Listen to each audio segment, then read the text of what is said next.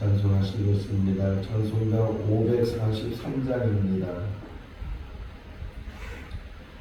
찬송가 543장. 어려운 일 당할 때 나의 믿음 적으나 의지하는 내 주를 더욱 의지합니다. 세월 지나갈수록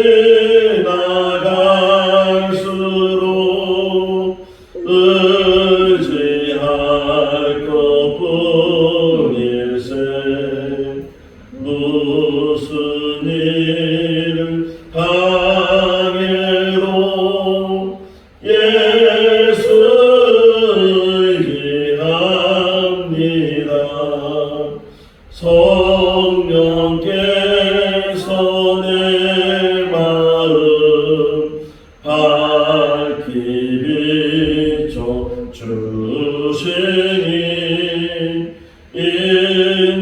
인도하심 따라서 주만 의지합니다. 세월 지나갈수록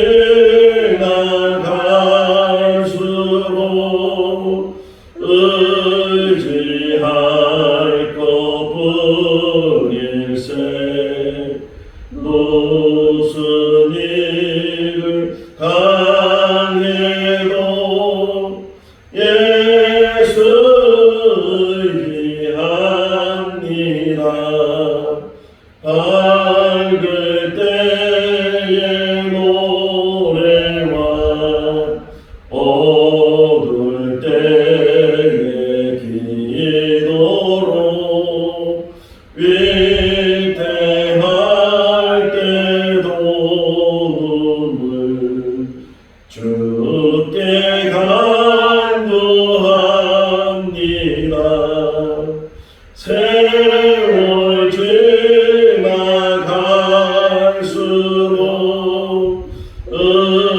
의지할 것뿐일세. 무슨 일을 당해도 예수 의지합니다. 생명이 있을 동안에 예수 의지합니다. 천국 올라가도 의지할 것뿐일세. 세월 지나갈수록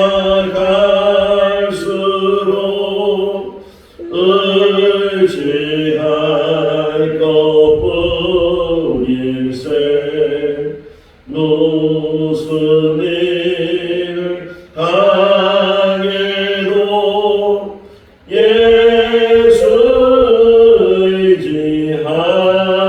의지합니다.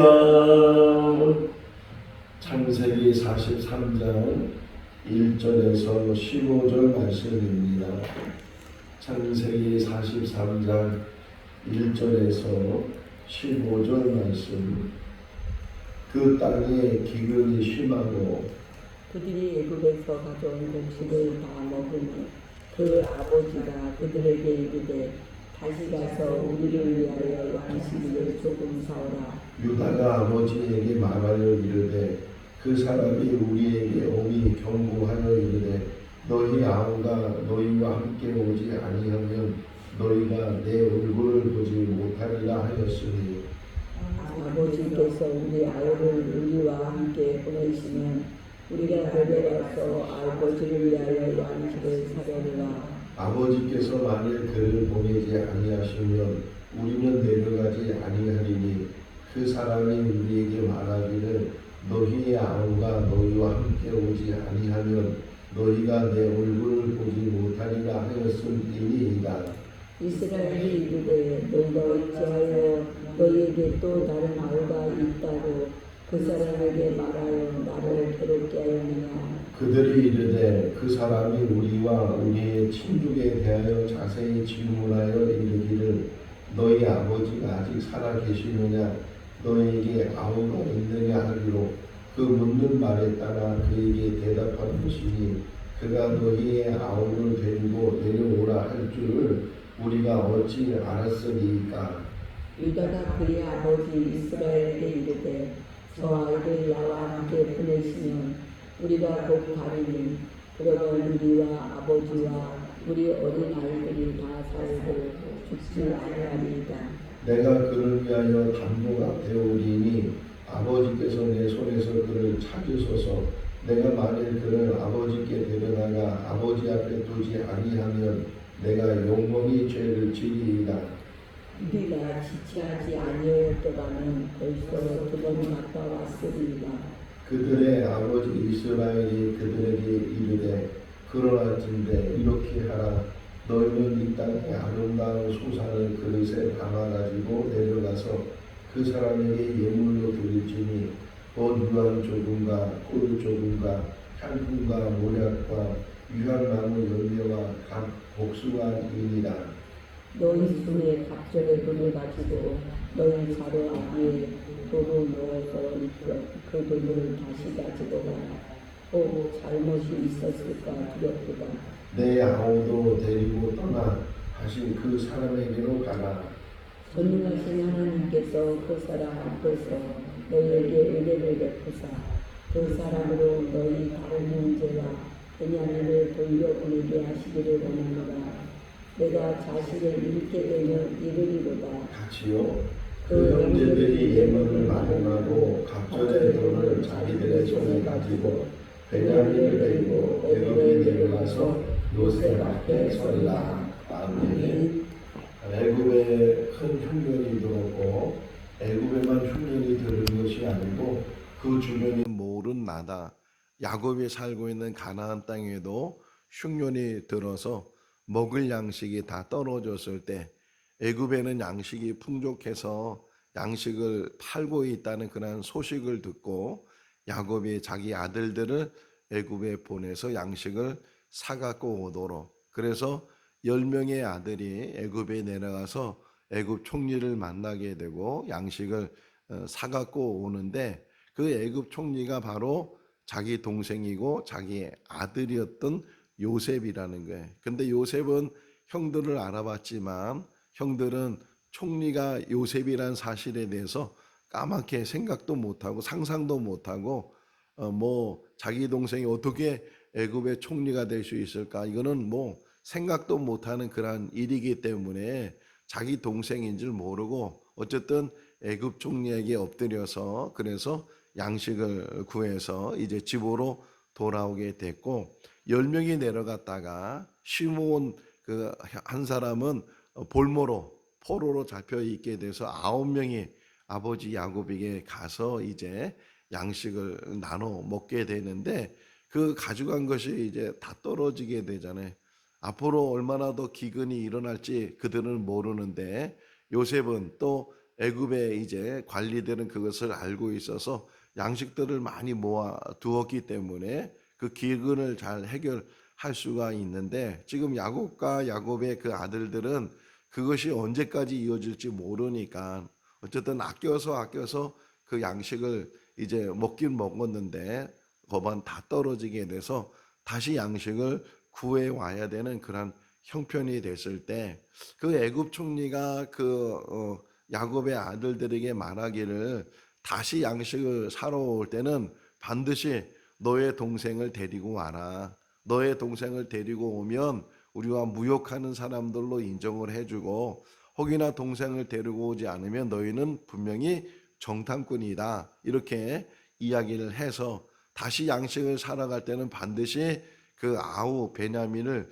데려가야 되는데 이 베냐민은 야곱이 그렇게 끌어안고 다른 아들들은 다 보내도 베냐민은 보내지 않고 원래는 요셉을 그렇게 했다가 요셉이 없어지고 나니까 그 요셉의 동생 베냐민을 그 요셉처럼 그렇게 애지중지하면서 끌어안고 있어서 안 보내려고 하는데 양식은 다 떨어지고 또 베냐민은 가야 되는데 아버지가 보내지 않고 이렇게 하고 있을 때 지금 일어나는 이야기가 오늘 본문의 내용이에요. 자, 창세기를 보면 아브라함부터 시작을 해서 그 아브라함의 이제 족보가 이어지는데 아브라함, 이삭, 야곱 그리고 요셉, 야곱의 12 아들에 대한 이야기가 이 창세기에 기록이 되어져 있는데 근데 공통적인 것이 좀 있더라고요. 보니까 아브라함이 가나안 땅에 들어가서 기근이 들었을 때 애굽으로 내려가면서 자기 부인을 자기 아내를 누이 동생이라고 자기 부인 때문에 자기가 죽을 수 있으니까 아내라고 하지 않고 누이 동생이라고 이렇게 속이는 그러한 일이 있었고 또 그 한 번은 또 그랄 지역에 가서도 그렇게 자기 아내 때문에 자기가 죽을까봐 자기 아내를 누이 동생이라고 속였던 그러한 일이 있었던 것이 기록이 되어져 있는데 이삭 때도 마찬가지죠. 이삭 때도 그날로 가서 자기 아내 리브가가 너무 아리따우니까 자기 아내 때문에 자기가 죽을까봐 자기 아내를 누이 동생이라고 이렇게 속이는 일들. 그러니까 아브라함도 속이는 일을 행하고 이삭도 속이는 일을 행하게. 뭐 야곱은 뭐 말할 것도 없잖아요. 아버지를 속여서 형이 받아야 될 장자의 축복을 자기가 대신 받았던 그런 야곱의 모습을 보면 다 속이는 자들이라는 거예요. 또 야곱의 아들들도 마찬가지죠. 도단에서 자기 동생 요셉을 팔아버리고 나서는 그 요셉이 입었던 옷을 가지고 피를 묻혀서 짐승에 피를 묻혀서 이게 요셉의 것인지 아닌지 아버지 한번 확인해 보시라고 그러면서 아버지를 속였던 그런 형들의 모습을 보면서 오늘 아침에 이 말씀을 묵상하면서 어떤 생각이 들었냐면 만약에 이런 생각을 했다면 어떻게 됐을까? 예를 들면 야곱도 속이는 자고 그 야곱의 아들들도 속이는 자고 그런데 애굽의 총리는 요셉인지 모르니까 애굽의 총리는 자기 동생 베냐민이 누군지 모르는 상황에서 굳이 베냐민을 데리고 가지 않아도 베냐민과 비슷한 나이에 비슷한 모습을 가지고 있는 그런 사람을 대신 데리고 가도 이 사람이 내 동생입니다. 이 사람이 우리 아우입니다. 이렇게 혹이나 얘기해도 그 애굽 총리가 뭐 본 적이 없을 거니까 그들의 생각에 본 적이 없을 거니까 믿고 그냥 양식을 주지 않을까라는 생각도 할 수 있잖아요. 근데 그렇게 안 했어요.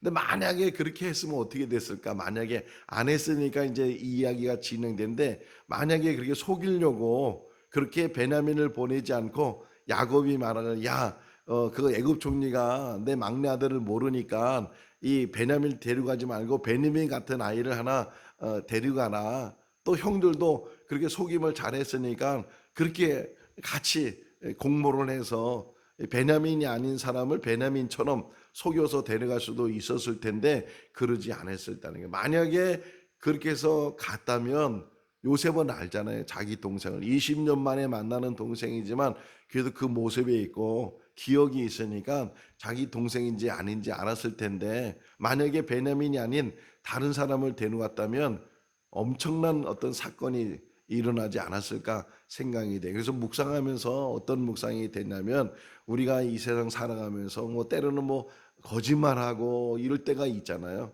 예. 그럼에도 불구하고 그것이 계속 반복되거나 또 거짓말하거나 또 속이거나 이것은 계속 이어진다면 그 사람의 삶은 끝나는 거라는 거예요. 지금이라도 우리가 하나님 앞에 정직해야 된다. 하나님 앞에 바로 서 있어야 된다 하는 것을 오늘 새벽에 우리에게 묵상이 됐어요. 아브라함도 이삭도 야곱도 야곱의 아들들도 다 속이는 일을 하고 속이는 자의 모습이 보였지만 만약에 이것까지도 그들이 속이는 것으로 공모를 했다면 얼마나 엄청난 일들이 일어나지 않았을까 하는 생각이 드는데 어쨌든 그럼에도 불구하고 이런 어려운 난간 속에서 베냐민을 데려갔다는 거예요. 그 베냐민을 데려갈 수 있는 이 이야기가 오늘 본문에 나오는데 그 중에 중심 인물이 하나가 나오는데 유다가 나와요. 유다가.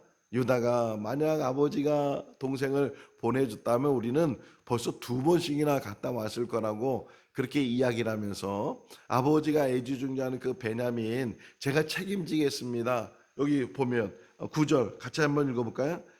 내가 그를 위하여 담보가 되오리니 아버지께서 내 손에서 그를 찾으소서. 내가 만일 그를 데려다가 아버지 앞에 두지 아니하면 내가 영원히 죄를 지리이다. 우리 어제 새벽에 본 말씀은 루벤이 아버지 그 베냐민을 보내주십시오. 만약 베냐민에게 무슨 문제가 생기면 제 2 아들을 아버지께 마음대로 하도록 맡기겠습니다. 그러니까 루벤도 어떤 면에서는 자기가 책임진다고 말하지만 자기가 직접 책임지는 것이 아니고 2 아들을 내세워서 이 아들을 이제 아버지 마음대로 하세요. 이렇게 이야기했는데 오늘 본문에 보면 유다는 누가 담보가 된다고요? 자기가. 제가 담보가 되겠습니다. 제가 만약에 베냐민에게 무슨 문제가 생긴다면 그러면 반드시 제가 아버지 앞에 영원히 죄를 짓는 죄인이 될 것입니다. 제가 반드시 이 베냐민은 데리고 오겠습니다. 이렇게 유다가 이야기하는 것을 보게 돼요. 대부분 사람이 살다 보면 뭘 잘하냐면 책임 전가를 잘하죠. 저 사람 때문이라고 누구 때문이라고 그렇게 회피하게 되고 아담부터 하와부터 그렇게 하게 되는데 지금 유다의 모습 속에서 어떤 면에서 한 부분적인 모습이지만 자기가 책임진다는 자기가. 우리가 이 땅에 사는 날 동안에도 항상 늘 깊이 생각해야 되는 게 남 탓하는 것이 아니고 항상 자기가 중심이 되고 자기가 책임이 되고 그러니까 책임감을 가지고 산다는 건요 말에도 행동에도 그것이 책임감을 가지고 한다면 항상 조심한다는 거죠. 함부로 말하지 않고 함부로 행동하지 않고 함부로 거짓말하지 않고 함부로 속이지 않고 그 속이고 거짓말하고 이런 것들이 계속 반복되다 보면 그 일상적인 삶이 되게 되고 그렇게 인정을 받게 되면 아무리 진실을 얘기해도 그 진실로 받아들이지 않잖아요. 양치는 소년에 대한 이야기 우리가 알잖아요. 늑대가 내려오지도 않는데 늑대다 그러고서 동네 사람들 다 혼란스럽게 만들고 몇 번씩 그렇게 하다 보니까 정말 늑대가 왔을 때는 사람들이 믿지 않아서 많은 양들이 이제 죽게 되는 그런 동화 이야기를 우리가 알고 있는 것처럼 항상 우리가 이 땅에 사는 날 동안에 책임감 있게 내가 하는 말에도 책임을 가고 내가 행동하는 모든 일에도 책임을 갖고 그러다 보면 함부로 말하지 않죠. 왜? 책임이 있으니까. 한번 뱉은 말에 대해서는 책임을 져야 되니까 함부로 말하지 않고 함부로 행동하지 않는데 책임을 전혀 안 지니까 막 함부로 말을 하고 책임감 없이 말을 하는 거짓말을 하게 되고 그런 일들이 많이 일어나잖아요. 지금 유다의 이야기 속에서 어떤 면에서는 뭐 유다도 잘한 일은 없죠. 뭐 이방 여자를 데려다가 뭐 아내로 삼고 자녀들 낳고 심지어는 며느리하고 같이 동침을 해서 자녀를 낳고 그런 일들을 유다가 했는데 어쨌든 여기 본문에 보게 되면 아버지 야곱에게 말하기를 제가 책임지겠습니다. 제가 담보가 되겠습니다. 제가 모든 것을 다 뒤집어 쓰겠습니다. 라고 지금 말하고 있는 것을 여기서 보게 돼. 자, 7절에 보면 재밌는 표현이 나오죠. 왜 아우가 있다고 얘기했느냐, 막 이렇게 야곱이 자기 아들들한테 얘기하니까 그 아들들이 말하기를 그 사람이 그 총리가 꼬치꼬치 물었다고. 아니 아버지는 지금 살아계시냐 건강하시냐 아버지 안부를 묻고 또 아우가 있느냐 없느냐 이렇게 물었는데 어떻게 우리가 그 사람 앞에서 거짓말하겠습니까? 그래서 아우가 둘이 있었는데 하나는 없어지고 하나는 지금 아버지가 데리고 있다고 이렇게 얘기할 수밖에 없었다고 이렇게 설명을 하는 이야기를 보게 돼. 자, 어쨌든 그러는 가운데 결단을 하죠. 이제는 여기 뒤에 보시면 이제 11절 말씀에 보면 야곱이 결단을 해. 그래 보내야 되겠다. 그런 결단을 하는데 또 여기 11절에서 뭐가 이제 이야기가 되냐면 이 예물 이런 여러 가지 이 가나안 땅에 있는 그 소산물들을 잘 챙겨서 그 애굽 총리에게 갖다 주라고 이렇게 야곱이 이야기를 해요. 자, 이 이야기를 읽으면서 창세기 32장이 또 생각이 났어요. 창세기 32장에 보게 되면 약복강에서 이제 그 머물러 있을 때 자기 형 에서가 400명을 데리고 막 자기를 데려온다고 했을 때 에서가 어떻게 했어요? 야곱이 어떻게 했어요? 막 예물로 물질 공세로 그냥 먼저 형한테 이 물질을 줘서 예물을 줘서 환심을 사고 그래가지고서 제일 나중에 자기가 만나려고 그렇게 계획을 세우는. 그러니까 어떤 면에서 계속 보면 우리들도 마찬가지예요. 다 인간적인 방법으로 뭔가 해결하려고 뭔가 뇌물을 주고 뭐 예물을 주고 선물을 주고 이래가지고 환심을 사서 그래서 그 문제를 이제 해결하고 하고자 하는, 물론 이게 아주 나쁘다는 것은 아니지만 한 가지 우리가 알아야 되는 것은 사람의 방법과 그 결국은 약복강가에서 어떻게 해결이 된 거예요. 아무리 그렇게 해도 마음이 놓이지 않고 두렵고 무섭고 그러는 가운데 그가 밤새도록 하나님과 기도하잖아요. 우리의 모든 문제 해결은 기도에 있어요. 근데 자꾸만 사람은 사람의 방법으로 뭔가 물질로 돈으로 이렇게 하면 될 것 같처럼 생각을 해서 그런 것들. 근데 요셉에겐 그것이 필요해요? 필요하지 않잖아요. 그보다 더한 것들을 가지고 있는데 요셉인데 마찬가지에 하나님 앞에서도 뭘 갖다 줘서 우리가 해결하는 것이 아니고 정말 마음을 다해서 하나님 앞에 하나님께 전적으로 신뢰하고 하나님만 의지하고 하나님만 바라는 가운데 하나님이 하실 수 있도록 그렇게 해야 되는데 뭔가 인간적인 방법과 인간적인 계획과 인간적인 생각으로 그 모든 일을 이루려고 하니까 자꾸만 어긋나는 거예요. 어긋나는 거예요. 물에 빠진 사람을 건져내는 방법이 뭐라고요? 다 기운을 뺀 다음에 그래서 이 수용하는 사람이 그 사람을 건져내야 서로 살 수 있는 것처럼 하나님은 다 기운을 뺀 다음에 우리가 할 수 없습니다. 하나님만 하실 수 있습니다. 이랬을 때 하나님께서는 역사하시는 줄로 믿습니다. 어쨌든 여기서 야곱이 그런 방법을 생각하고 또 그 다음에 12절 말씀에 보면 갑절의 돈을 가져가라. 이 돈으로 또 해결하려는 게 돈을 2배씩이나 가져가서 갖다 주면 이 돈으로 환심을 사서 어쨌든 이 문제가 해결될 수 있다고 생각을 하는 거예요. 자, 그러면서도 14절이 중요해요. 14절 읽어볼까요? 전능하신 하나님께서 그 사람 앞에서 너에게 은혜를 베푸사 베냐민을 돌려보내게 하시기를 원하노라. 내가 자식을 잃게 되면 이러니라. 어떤 면에서는 기도죠.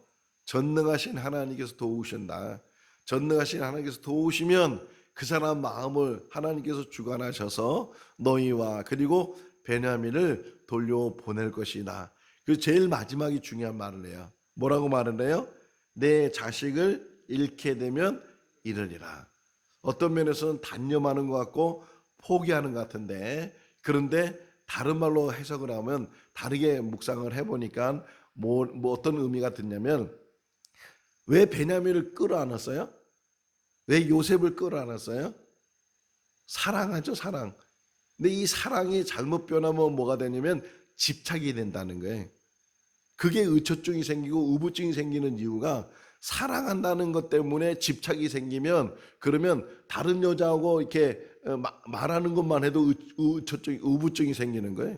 다른 남자하고 이렇게 말하는 것만 봐도 꼭 이게 뭐 나쁜 짓 하는 것처럼 생각하니까 그게 의처증이 생기고 우부증이 생기고 이 사랑이 너무 이게 잘못게 되면 집착이 된다는 거예요.